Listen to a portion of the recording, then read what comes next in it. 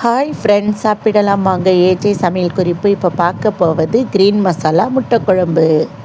அதுக்கு ஒரு பத்த தேங்காய், ஒரு ஸ்பூன் மிளகு எடுத்துக்கோங்க, ஒரு ஸ்பூன் சீரகம் போட்டுருங்க, ஒரு ஏலக்காய், 2 லவங்கம், 3 பட்டை அரைச்சிட்டு ஒரு பச்சை மிளகாய் ஆட் பண்ணிவிடுங்க. ஒரு கைப்பிடி அளவு கொத்தமல்லி, ஒரு கொத்து கருவேப்பிலை, இதையும் போட்டு நெய்ஸாக அரைச்சிடுங்க.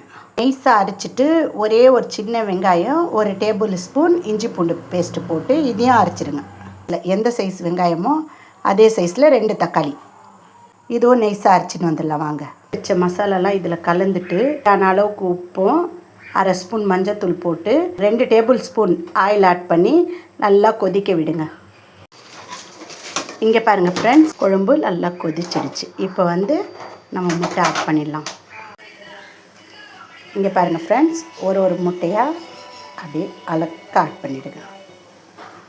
ஆட் பண்ணி மூடி போட்டு விட்டுருங்க. இங்கே பாருங்கள் ஃப்ரெண்ட்ஸ், ஒரு சைடு முட்டை நல்லா வெந்துடுச்சு, இன்னொரு சைடு அப்படியே திருப்பி போடுவோம்.